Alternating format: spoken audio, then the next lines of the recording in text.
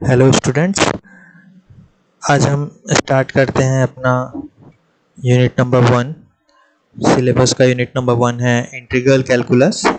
समाकलन के बारे में हमें पढ़ना है। पहले देखते हैं कि इसका रूपरेखा क्या है। सिलेबस में हमें फर्स्ट यूनिट में क्या क्या पढ़ना है। तो फर्स्ट यूनिट की अगर हम बात करें तो ये सिंपल इंटीग्रेशंस हैं। इंटीग्रल कैलकुलस का जो फर्स्ट पार्ट है वो सिंपल इंटीग्रेशन है। दैट मीन्स क्या रूल्स होते हैं इंटीग्रेशन करने के लिए, इंटीग्रेशन होता क्या है, उसके इंटीग्रेशन के स्टैंडर्ड फॉर्मूले कौन कौन से हैं उनके बारे में पढ़ेंगे। और सेकंड टॉपिक है methods of integration. Methods of integration means अब आपको इंटीग्रेशन के अगर फॉर्मूले पता हैं तो आप इंटीग्रेशन बाय सब्स्टिट्यूशन एक मेथड होता है, दूसरा होता है इंटीग्रेशन बाय पार्ट्स और तीसरा होता है इंटीग्रेशन बाय पार्शियल फ्रैक्शन। तो ये तीन मेथड हमें पढ़ने हैं और साथ ही हमें उसके रूल्स पढ़ने हैं। तो पहला जो यूनिट है उसमें हमें रूल्स प्लस मेथड के बारे में पढ़ना है। तो पहला जो हम स्टार्ट करते हैं, हम जानने की कोशिश करते हैं कि इंटीग्रेशन की डेफिनेशन क्या होती है, आखिर इंटीग्रेशन होता क्या है। तो इंटीग्रेशन क्या होता है? इंटीग्रेशन जो होता है, it is a process of finding a function give its derivative is called anti-differentiation or integration. It is an opposite process of derivation or differentiation. जैसे हमें यहाँ पे पता चल रहा है कि समाकलन जो होता है वो अवकलन की विपरीत क्रिया होती है। जब हम क्या करते हैं, अवकल गणित में हम दिए हुए फलन का अवकल गुणांक ज्ञात करते हैं, परंतु समाकल गणित में हमें उस फलन को ज्ञात करना होता है जिसका अवकल गुणांक दिया हुआ फलन होता है। अर्थात हमें क्या करना रहता था, जो अवकलन हमने पहले M1 में पढ़ा लास्ट सेमेस्टर में, उसमें हम क्या करते थे, एक फंक्शन दिया होता था उसका डेरिवेटिव निकालते थे। अब यहाँ क्या रहेगा, उल्टा रहेगा। यहाँ हमें डेरिवेटिव दिया रहेगा, हमें उसका क्या निकालना है, फंक्शन निकालना है। मतलब फलन का अवकल गुणांक दिया रहता था, अब अवकल गुणांक दिया रहेगा उसका हम फलन निकालेंगे। तो अगर हम इसे एक फिगर के द्वारा ड्रॉ करें तो डिफरेंशिएशन जो होता है, पहले हमें क्या दिया रहता था, एक फंक्शन दिया रहता था एफ(x + c). ये जो c है ये होता है इंटीग्रेशन कांस्टेंट, है ना। ये समाकलन का अचर होता है, इसे हम समाकलन के साथ जोड़ते हैं। और हमें पता है कि किसी भी अचर या कांस्टेंट का अवकलन क्या होता है, 0 होता है। तो सपोज एफ(x) है, तो एफ(x) को यदि हम डिफरेंशिएट करते थे, अवकलित करते थे, तो हमें क्या मिल जाता था, फंक्शन उसका डेरिवेटिव एफ(x) मिल जाता था। ओके। और विपरीत क्रिया है मीन्स क्या हुआ, जब हम इसका इंटीग्रेशन करेंगे, अब इस डेरिवेटिव का जो फर्स्ट डेरिवेटिव मिला, इसको जब हम इंटीग्रेट करेंगे तो इंटीग्रेट करने के बाद, इंटीग्रेशन के बाद इस एफ(x) का जब इंटीग्रेशन होगा तो हमें क्या मिल जाएगा, पुनः वह फलन मिल जाएगा जिसको हमें ज्ञात करना था, जो हमें स्टार्टिंग में रहता है, मतलब, है ना। तो ये क्या होता है, ये डेरिवेटिव को हम क्या कर देते हैं, फिर से समाकलित करते हैं, तब हमें क्या मिल जाता है, फंक्शन मिल जाता है। और डिफरेंशिएशन क्या होता है, फंक्शन को हम डेरिवेटिव निकालते हैं और डेरिवेटिव से इंटीग्रेशन के थ्रू क्या करते हैं, उस फंक्शन को फाइंड आउट करते हैं। तो फंक्शन को जो नोटेशन रहता है, सिंबल रहता है, वो कैसा होता है, इंटीग्रेशन, ये इंटीग्रेशन का सिंबल है, और f(x) dx इक्वल टू होता है, जब इसको इंटीग्रेट करेंगे तो f(x + c). ये c जो है वो होता है समाकलन अचर। इस c को हमें हर समाकलन के बाद ऐड करना पड़ता है, क्योंकि इसका c पे डिपेंड करता है। ये एक जो समाकलन रहता है वो बहुत सारे आंसर देता है, तो c के डिफरेंट आंसर आउटकम्स हमें मिलते जाएंगे। c के जितनी वैल्यूज हम पुट करते जाएंगे उतने हमको डिफरेंट आउटकम्स मिलते जाएंगे। तो इट इज रीड एज, ये कैसे पढ़ा जाता है, integral of f(x) with respect to x और इंटीग्रल ऑफ f(x) dx, यानी फंक्शन फलन f(x) का x के सापेक्ष समाकलन। इसे हम ऐसे पढ़ते हैं, फलन f(x) का x के सापेक्ष समाकलन कितना होता है, f(x + c). अब हम कुछ रूल देखते हैं जो हमें पता है डिफरेंशिएशन के क्या रूल होते हैं, क्योंकि ये डिफरेंशिएशन अवकलन का ही अपोजिट होता है। तो जो अवकलन होता है उसी को यदि हम समाकलित कर दें, जो गुणांक मिला उसे समाकलित कर दें, तो हमें क्या मिल जाता है, फिर से अवकलन के ही से जो फंक्शन रहेगा वो मिल जाएगा। तो पहले हमें याद रहने चाहिए जो आपके रूल हैं डिफरेंशिएशन के। तो डिफरेंशिएशन का रूल आपको याद होगा कि किसी भी कांस्टेंट को अगर हम डिफरेंशिएट करते हैं तो हमें क्या मिलता है, ज़ीरो मिलता है। x to the power n का अवकलन होता है n x to the power n minus one. log x का अवकलन होता है 1/x। log ax का होता है log 1/x log ae। फिर sin x का अवकलन होता है cos x, और cos x का अवकलन होता है minus sin x। tan x का होता है अवकलन sec स्क्वायर x, और cot x का होता है minus cosec square x। sec x का होता है sec x tan x, cosec x का होता है minus cosec x cot x। e to the power x का अवकलन भी e to the power x होता है, और अगर यहाँ माइनस आ जाता है तो minus e to the power minus x। और log अगर हमें a to the power x दिया है तो उसका अवकलन होता है a to the power x log e a। Sine inverse x का अवकलन होता है 1 under root 1 minus x square. Cos inverse x में क्या होता है, जस्ट यहाँ पे माइनस आ जाता है, 1 under root 1 minus x square. और टेन इनवर्स x का अवकलन होता है 1/1 प्लस एक्स स्क्वायर। तो ये बेसिक जो रिजल्ट्स थे ये किसके थे, अवकलन के थे। अब हम इन्हीं के देखिए स्टैंडर्ड फॉर्मूला हम देखते हैं फॉर इंटीग्रेशन, समाकलन के लिए। तो समाकलन का जो पहला फॉर्मूला होता है x to the power n को यदि हम x के सापेक्ष समाकलित करते हैं तो हमें मिलता है x to the power n plus 1/n plus 1। अवकलन में जो भी हम अवकलन करते थे वो उस अवकलन होने के बाद उस फंक्शन घात जो रहती थी उस फंक्शन के सामने आ जाती थी, बट समाकलन में वही क्या होता है, सामने ना आके कहाँ आ जाती है, डिनोमिनेटर में आ जाती है, हर में आ जाती है। जैसे यहाँ पे हुआ x to the power n plus 1/n plus 1। अवकलन में n माइनस 1 होता था, यहाँ क्या होता है n प्लस 1 होता है। बट इसमें एक चीज़ होना चाहिए कि n की वैल्यू -1 नहीं होनी चाहिए, क्योंकि n की वैल्यू -1 हो जाएगी तो -1 और +1 0 हो जाएगा, और किसी भी वैल्यू को अगर 0 से डिवाइड करते हैं तो हमें क्या मिलता है, इन्फिनेटिव मिलता है। तो बस -1 नहीं होना चाहिए। ये हो गया x to the power n का। साइन x का समाकलन होता है minus cos x। Sine x का समाकलन होता है माइनस कॉस x, और कॉस x का समाकलन होता है साइन x। ठीक है, थोड़ा थोड़ा सा बस साइन का चेंज हो रहा है, बाकी फॉर्मूला वैसे ही रहेंगे। अब देखिए tan x का अवकलन होता था sec स्क्वायर x, तो sec स्क्वायर x का समाकलन होता है tan x। cot x का अवकलन होता था माइनस cosec स्क्वायर x, तो cosec स्क्वायर x का समाकलन क्या होता है, minus cot x। sec x tan x का समाकलन होता है sec x। cosec x और इंटू cot x dx, यदि हम cosec x और cot x का समाकलन करें तो हमें मिलता है minus cosec x। e to the power x का वही फिर से है, समाकलन अवकलन दोनों सेम होते हैं। तो e to the power x का समाकलन होता है e to the power x, और यदि यहाँ माइनस है पावर में तो वो minus e to the power minus x हो जाएगा। फिर आता है a to the power x। a to the power x का समाकलन होता है a to the power x upon log e a, और 1/x dx का होता है log x। log x का अवकलन होता था 1/x, तो 1/x का समाकलन क्या होगा, log x। अब यदि आपको कोई वैल्यू नहीं दिया है, कोई वैल्यू नहीं दिया मतलब 1 दिया हुआ, हमें पता है कि x को जब हम अवकलित करते थे तो हमें 1 मिलता था, तो 1 को जब हम समाकलित करेंगे तो हमें क्या मिलेगा, x मिलेगा। 1 को समाकलित करने पे, इंटीग्रेशन करने पे हमें क्या मिलेगा, x मिलेगा।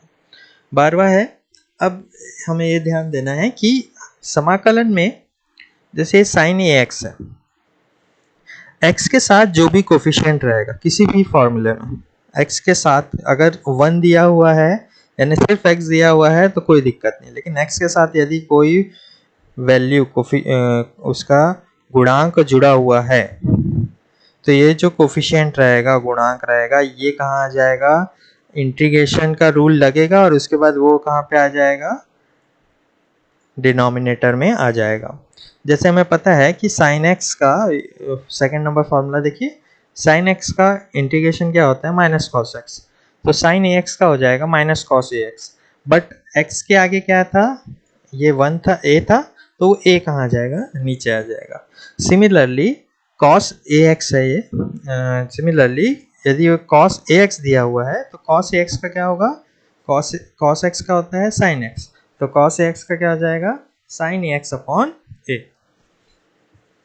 नेक्स्ट है e to the power a x अगर दिया हुआ है तो e to the power a x का क्या हो जाएगा, e to the power a x, और ये जो ए है ये कहाँ आ जाएगा, अपॉन में, अपॉन ए हो गया।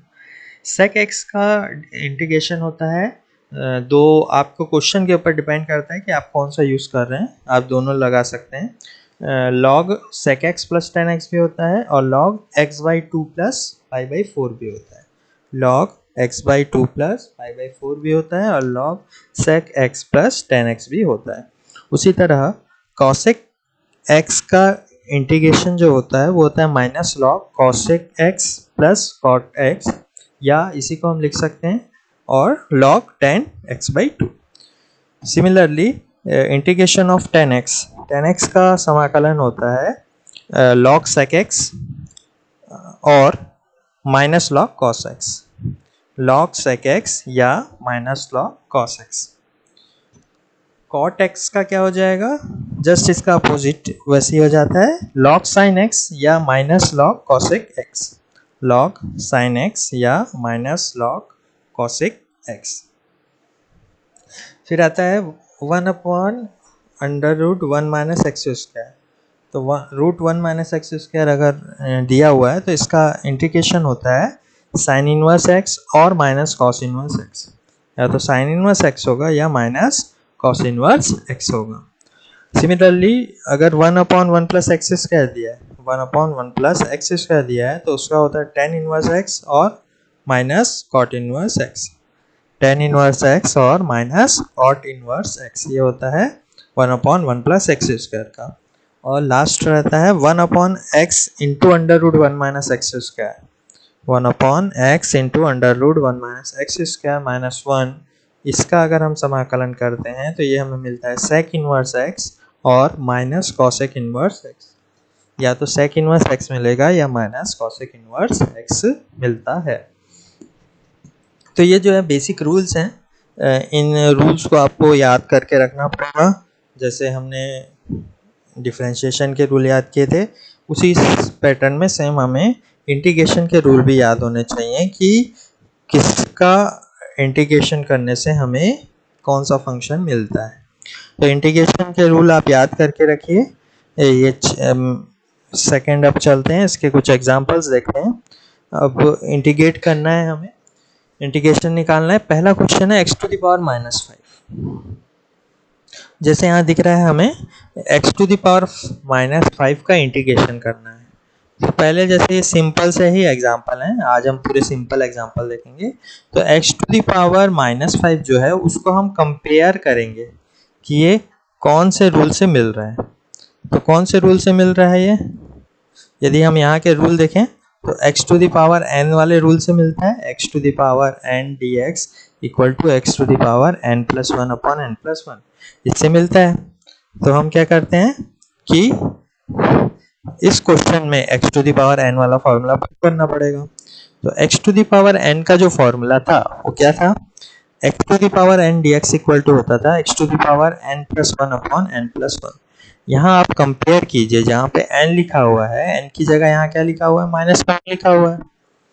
तो इसका इंटीग्रेशन का सिंबल क्या है, इंटीग्रेशन का ये सिंबल है, फिर x to the power minus 5 dx। ये क्वेश्चन में हमको इंटीग्रेट करने बोला था, जो फलन को हमने इंटीग्रेशन के फॉर्म में लिखा, इक्वल टू क्या हो जाएगा x to the power n plus 1। तो n की जगह कितना है, माइनस 5, तो x to the power minus 5 plus 1, और अपॉन में क्या आ जाएगा, माइनस 5 प्लस 1। और एक कांस्टेंट क्या जुड़ जाता है, इंटीग्रेशन कांस्टेंट जो रहता है वो जुड़ गया c। अब माइनस 5 में से 1 को जोड़ देंगे तो कितना हो जाएगा, x to the power minus 4, और ये अपॉन में भी क्या आ गया, माइनस 4, तो ये माइनस बाहर आ गया। तो x to the power minus 4 upon 4 plus c, ये आंसर हुआ हमारा x to the power minus 5 के लिए। सिंपल था बहुत ही, एक लाइन का आंसर था बस। बट आपको क्या याद होना चाहिए, आपको जब तक फॉर्मूला याद नहीं होगा तब तक आप आगे का सॉल्व नहीं कर सकेंगे। नेक्स्ट चलते हैं, नेक्स्ट क्वेश्चन है a x plus b upon x square, a x plus b upon x square. अब यहाँ पे सिंगल टर्म था, यहाँ पे दो टर्म आ गया। तो जैसे कि हम बेसिक जो आधारभूत इसके फंडामेंटल जो फॉर्मूले होते हैं इंटीग्रेशन के, वो क्या होते हैं कि कोई भी कांस्टेंट टर्म जो रहता है, जैसे हमको एक कांस्टेंट a दे दिया, fx दे दिया, fx और dx, और इसका हमको इंटीग्रेशन करना था। तो इंटीग्रेशन में भी क्या होता है कि जो कांस्टेंट टर्म रहता है वो बाहर आ जाएगा ऑपरेटर के, तो ऑपरेटर के बाहर आ जाएगा मतलब a बाहर आ जाएगा, और इंटीग्रेशन किसका होगा, सिर्फ फलन का इंटीग्रेशन होगा, जिसमें x के टर्म है सिर्फ उन्हीं का ही इंटीग्रेशन होगा, बाकी सभी कांस्टेंट टर्म अचर पद कहाँ आ जाते हैं, ऑपरेटर के बाहर आ जाते हैं। ठीक, जैसे यहाँ पे a और ये जो b है ये क्या है, कांस्टेंट टर्म है, तो ये अपने आप कहाँ जाएंगे, बाहर आ जाएंगे। प्लस अगर आपको दो फलन दिया हुआ था f1 और f2, x के फलन दिया है, प्लस है या माइनस है बीच में कुछ भी है, और इसको बोल रहा है कि आप इंटीग्रेट कीजिए, समाकलित कीजिए, तो जब समाकलन होगा तो समाकलन क्या होगा, दोनों का अलग अलग हो जाएगा। दैट मीन्स f1 का समाकलन हो जाएगा अलग, f1 dx ये अलग हो जाएगा, और उसी तरह प्लस प्लस है तो प्लस, माइनस है तो माइनस, जो भी रहेगा, और f2 d2 जो रहेगा वो क्या हो जाएगा, f2 dx जो है वो अलग हो जाएगा। ठीक है, तो ये बेसिक फंडामेंटल्स रूल्स जो हैं वो हैं कि कांस्टेंट अगर मल्टीप्लाई है तो कांस्टेंट ऑपरेटर के बाहर आ जाता है। दूसरा है कि हमें बहुत से अगर फंक्शंस को जोड़ के या घटा के दिया गया है, एक सीक्वेंस दे दिया है दो चार फंक्शंस का, तो हम क्या करेंगे, सभी में समाकलन जो है, इंटीग्रेशन जो है वो सभी में अलग अलग ऑपरेट हो जाएगा। तो यहाँ पे हमें जो क्वेश्चन दिया हुआ था हम यही फॉर्मूला यूज करते हैं, दोनों फंडामेंटल रूल्स को यूज करते हैं। पहला एक ये टर्म है, दूसरा एक ये टर्म है, तो पहला टर्म और दूसरा टर्म दोनों में क्या हो जाएगा, इंटीग्रेशन अलग अलग हो जाएगा। फिर जो फर्स्ट टर्म है, फर्स्ट टर्म में देखिए यहाँ पे क्या दिया है, a कांस्टेंट हुआ तो a बाहर आ गया, इंटीग्रेशन x dx हो गया। और जो दूसरा टर्म है, दूसरे टर्म में b बाहर आया, और 1 अपॉन क्या बच जाता है, एक्स स्क्वायर। तो 1 अपॉन एक्स स्क्वायर को हमने क्या किया, x टू द पावर -2 लिख दिया, लिख सकते हैं ऐसे, x टू द पावर -2 लिख दिया। अब देखिए ये और ये दोनों जो फॉर्मूले हैं, उस दोनों जो पद हैं वो किस फॉर्मूले से मैच कर रहे हैं, x to the power n dx से। पहले वाले में जो a के साथ है, यहाँ x की पावर में कुछ भी नहीं है, मतलब क्या है, 1 है। तो जब हम इसको इंटीग्रेट करेंगे तो इंटीग्रेशन में क्या होगा, x टू द पावर 1 + 1 हो जाएगा, और अपॉन आ जाएगा 1 + 1। x to the power n का क्या होता है, x to the power n + 1 upon n + 1, तो n की जगह 1 है तो 1 + 1 अपॉन 1 + 1 हो गया। सिमिलरली b, और जब ये n की जगह कितना है, -2 है, तो कितना हो जाएगा, x to the power -2 + 1 upon -2 + 1, और एक कांस्टेंट ऐड हो गया c। इसे और सॉल्व कर लेते हैं, तो a/2 ये x स्क्वायर हो गया, और अपॉन में भी आ गया 2, तो a और उसके अपॉन में 2 लिख दिया, और इंटू कितना आ गया, x स्क्वायर, माइनस b, ये -2 में से +1 करेंगे तो माइनस हो जाएगा, तो -b हो गया, और x की पावर में -2 + 1 है, दैट मीन्स क्या हो गया, x इनवर्स हो गया, प्लस c। या ये जो x इनवर्स था, या जो हमें क्वेश्चन दिया हुआ था, इसको सॉल्व करने पे हमें कितनी वैल्यू मिल रही है, a/2 x square minus inverse को नीचे लिख दे तो p/x, और प्लस क्या आ गया, c। ये आंसर हुआ आपका कौन से क्वेश्चन के लिए, ax + b/x स्क्वायर। तो a/2 x square minus b/x plus c। Next चलते हैं, नेक्स्ट क्वेश्चन में हमें √ax + 1/√ax इसका डिफरेंस इंटीग्रेशन करना है। तो यहाँ पे जब हम इंटीग्रेशन करेंगे तो √ax है और ये √ax है ना, तो इंटीग्रेशन पहला क्या होगा, इंटीग्रेशन का सिंबल लगा देते हैं, dx हुआ। अब ये एक पद ये बन रहा है, एक पद ये बन रहा है, तो दोनों में क्या होगा, इंटीग्रेशन अलग अलग हो जाएगा। तो इंटीग्रेशन रूट ए एक्स डी एक्स अलग हो गया, प्लस इंटीग्रेशन 1/√ax और dx ये अलग हो गया। इतना होने के बाद रूट जो ए जो है वो कांस्टेंट टर्म है, तो रूट में अगर हमारे पास वैल्यू है तो हम उसको अलग कर सकते हैं। तो रूट ए जो है वो कॉमन निकल गया बाहर, और एक्स भी किस में बच गया, रूट में बचा। रूट को है ना, वर्गमूल को हम क्या लिख सकते हैं, 1/2 लिख सकते हैं। तो एक्स टू दी पावर क्या हो गया, 1/2 हो गया। यहाँ देखिए 1/√a, ये जो रूट ए है इसको हम बाहर ले लेते हैं, तो 1/√a बाहर चले गया।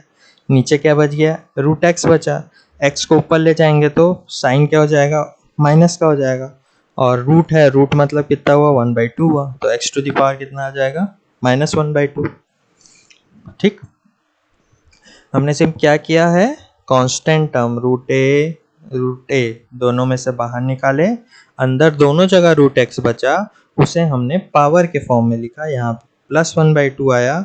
और ये क्योंकि हर में था, डिनोमिनेटर में था, इसे न्यूमरेटर में अंश में लाने पर साइन अपोजिट हो जाएगा, पावर का घात का साइन चेंज हो जाता, तो वो किस में आ जाता, -1/2 में आ गया। नेक्स्ट चलते हैं, हम फॉर्मूला पुट करते हैं।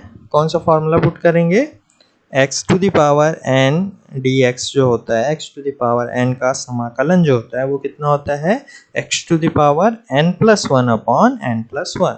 यहाँ देखिए पहला जो पार्ट है उसमें n की जगह 1/2 है, तो हमने यहाँ लिख दिया 1/2 + 1। नीचे भी सेम आएगा 1/2 + 1, जो यहाँ पावर में रहता है वही नीचे भी लिखना पड़ता है। नेक्स्ट है, यहाँ माइनस था तो कितना हो जाएगा, -1/2 + 1, ये भी हो जाएगा -1/2 + 1। तो इस फॉर्मूले को हमने पुट किया। अब सॉल्व कर लेते हैं, सिंप्लीफाई करेंगे तो रूट ए, इसको पावर में अगर हमें पता है कि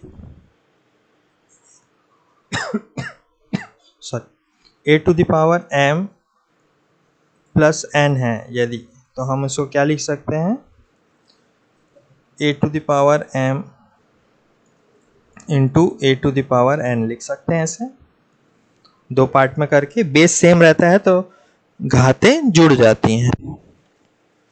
अगर बेस सेम है, जैसे बेस a है दो टर्म का, जैसे मैंने यहाँ लिखा a और a to the power m into a to the power n है, तो ये दोनों क्या हो जाएगा, एक ही बेस में आ जाएंगे और दोनों घातें ऐड हो जाएंगे।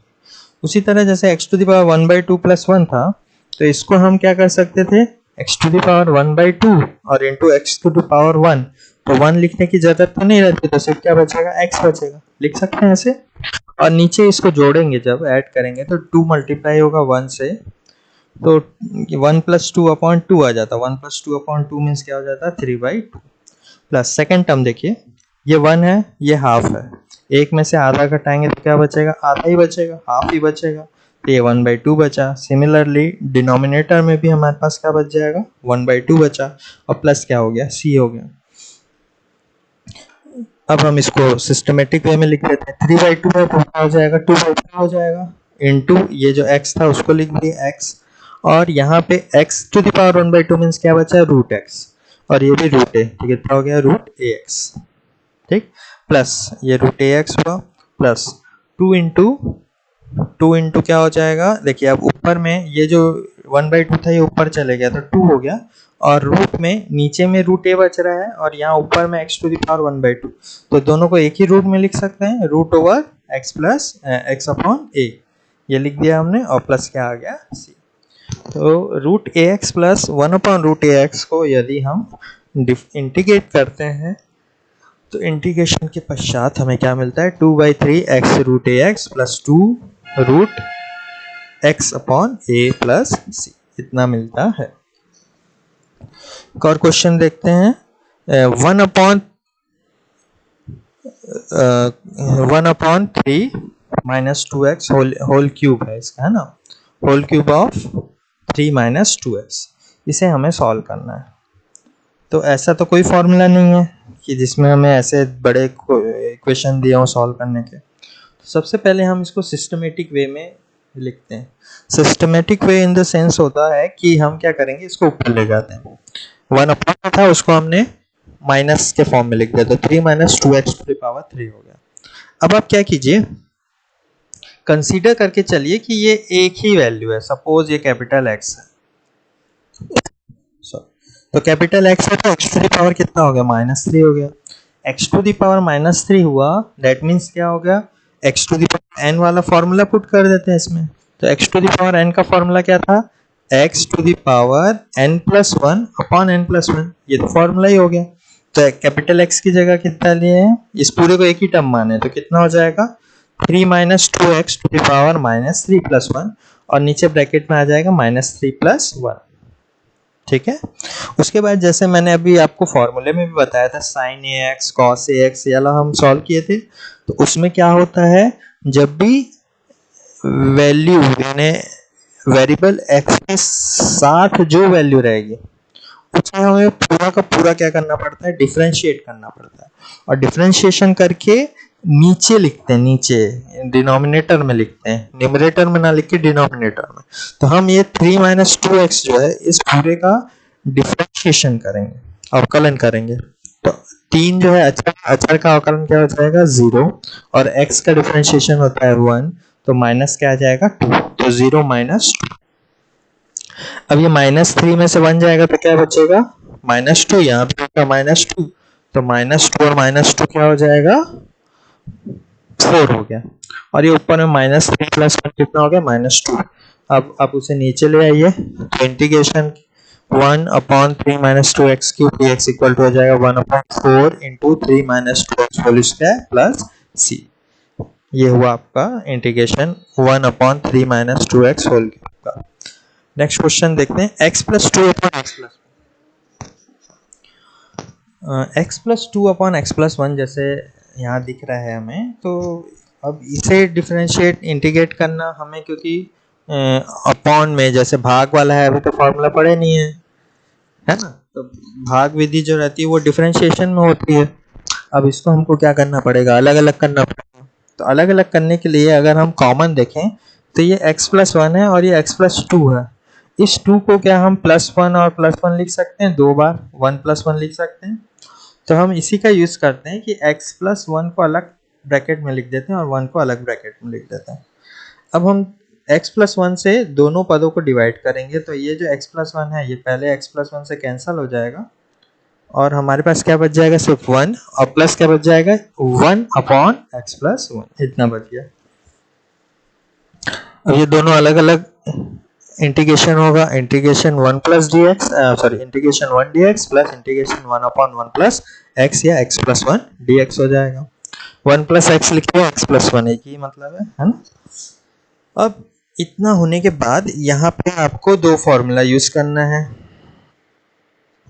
पहला फॉर्मूला क्या है, 1 का 1 सिंपल 1 रहेगा तो 1 का इंटीग्रेशन क्या हो जाता है x, और दूसरा 1 अपॉन x रहता है तो इसका इंटीग्रेशन क्या होता है log x होता है। ठीक, यहाँ पे x की जगह क्या है x प्लस 1 है, तो ये क्या हो जाएगा log x प्लस 1 हो जाएगा।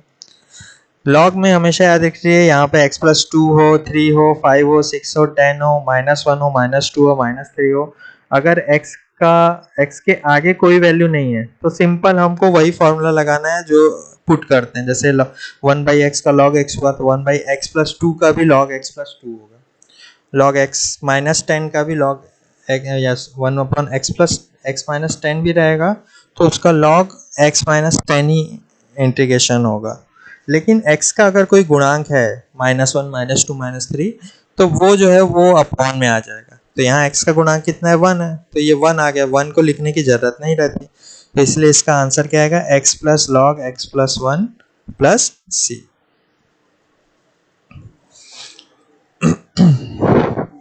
नेक्स्ट चलते हैं, नेक्स्ट है cos x upon sine square x। अब हमें सिर्फ cos x दिया रहता तो उसका इंटीग्रेशन पता है, साइन x दिया रहता तो उसका इंटीग्रेशन पता है, बट यहाँ क्या आ रहा है cos x upon sine x आ रहा है। तो अपॉन साइन x आ रहा है, डेट मीन्स हमें इसको पहले ऐसे चेंज करना पड़ेगा जिससे ये फॉर्मूले में बैठ जाए। फॉर्मूले में बैठ जाए मतलब जैसे हमें साइन 2 बार दिया था, तो साइन को हम क्या करते हैं, दो अलग अलग डिवाइड कर देते हैं। एक कॉस के साथ अलग साइन लिख दिए और फिर 1 अपॉन क्या लिख दिए, साइन एक्स। आप जब इसको मल्टीप्लाई करेंगे तो यही मिलेगा, cos x upon sine square x. अब कॉस बाई साइन कितना होता है, कॉट, और 1 बाई साइन क्या होता है, कॉस एक्स। अब देखिए कॉसेक और कॉट का इंटीग्रेशन क्या होता है, माइनस कॉसेक एक्स। ये फॉर्मूला है, तो माइनस कॉसेक एक्स प्लस क्या हो जाएगा, सी, कांस्टेंट जुड़ गया। तो हमें फॉर्मूला पता है कि जब क्या होता है, cosec x into cot x D x equal to क्या होता है, कॉसेक माइनस कॉसेक एक्स। ये फॉर्मूला है। नेक्स्ट चलते हैं। नेक्स्ट है 7, 4 minus 5 sine x upon cos square x. यहाँ पे भी देखिए अब फिर से वैसे ही वैल्यू मिल रही है हमें जैसे इसमें प्रीवियसली मिली थी। तो हम क्या करेंगे, दोनों का अलग अलग पार्ट कर लेते हैं पहले। दोनों का अलग अलग पार्ट करना मीन्स हुआ कि 4 अपॉन कॉस स्क्वायर एक्स को हम अलग कर लेते हैं, minus 5 upon sine by cos को अलग कर दिया। 1 बाई कॉस स्क्वायर को क्या लिख सकते हैं, सेक स्क्वायर लिख सकते हैं, तो ये सेक स्क्वायर एक्स हो गया, माइनस 5 अपॉन, देखिए सिंपल जैसे इस क्वेश्चन को सॉल्व किए थे, कॉस एक्स ऊपर था और साइन नीचे था। यहाँ पे साइन ऊपर है और कॉस नीचे है, लेकिन प्रोसेस वही रहेगा, सेम प्रोसेस में सॉल्व करते हैं। तो sign x upon cos x कर दिए इंटू 1 अपॉन कॉस कर दिए। तो यहाँ से क्या हो जाएगा, 4 इंटू ये हो गया sec square x D x, 4 जो है वो बाहर निकल जाएगा, इंटीग्रेशन दोनों पदों का होगा अलग अलग, ये 5 बाहर आ गया, इंटीग्रेशन यहाँ पे क्या बन जाएगा, आप साइन बाई कॉस को क्या लिख सकते हैं, 10, और 1 बाई कॉस को क्या लिख सकते हैं, सेक। अब हमें पता है सेक स्क्वायर एक्स का इंटीग्रेशन होता है 10x और सेक एक्स इंटू 10x का इंटीग्रेशन होता है सेक एक्स। तो दोनों के फॉर्मूले को हमने पुट कर दिया, तो आंसर कितना आया, 4 10x minus 5 sec x plus c. ये हुआ इसका आंसर। इसको आप वीडियो को देखिए और प्रैक्टिस कीजिए, अपने से बनाने की कोशिश कीजिए।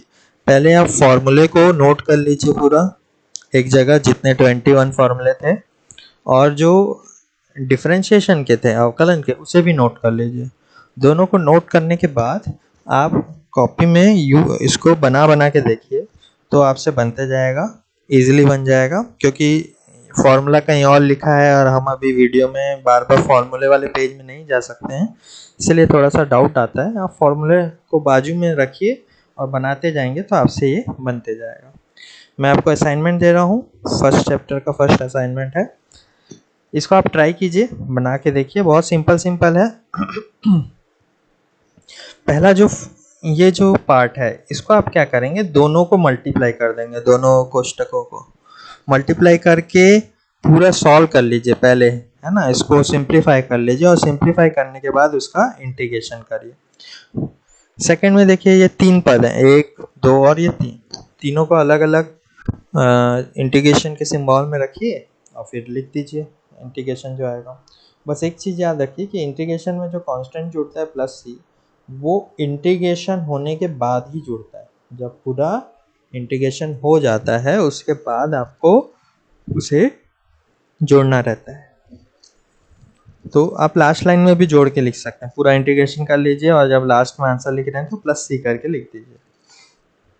ये जो क्वेश्चन है, इस क्वेश्चन में मैंने आपको डिफरेंशिएशन के समय भी बताया था कि cos 2x के 2 फॉर्मूले होते हैं, एक साइन वाला होता है, एक cos वाला होता है। तो यदि cos के सामने माइनस लगा है तो वहाँ फॉर्मूला लगता है 1 माइनस 2 साइन स्क्वायर एक्स। ये फॉर्मूला लगेगा माइनस जहाँ पे है, तो या इस cos 2x की जगह आप 1 माइनस 2 साइन स्क्वायर एक्स रखेंगे, और नीचे जो cos 2x है उसकी जगह रखेंगे आप 2 cos स्क्वायर एक्स माइनस 1। अब पुट कीजिए, अब पुट करके सॉल्व करके देखिए, ये सॉल्व होता जाएगा, है ना। नेक्स्ट है sine square x upon 1 plus cos x. Sine square x upon 1 plus cos x, इसमें आपको कुछ नहीं करना है, बस परमेयकरण कर देना है हर का। मल्टीप्लाई और डिवाइड कर दीजिएगा 1/1 माइनस कॉस एक्स से, और डिवाइड भी कर दीजिएगा 1 माइनस कॉस एक्स से। और फिर इसको सॉल्व करके देखिएगा, जो वैल्यू कट जाएगी उसे आप कैंसिल कर दीजिएगा, और जितनी वैल्यू बचेगी उसका इंटीग्रेशन करना रहेगा। तो 4 क्वेश्चन हैं, और पहले अभी हमने 7 क्वेश्चन बना के देखे। आप इसकी प्रैक्टिस कीजिए, फिर नेक्स्ट वीडियो में हम और क्वेश्चंस को आगे बनाते हैं। Thank you.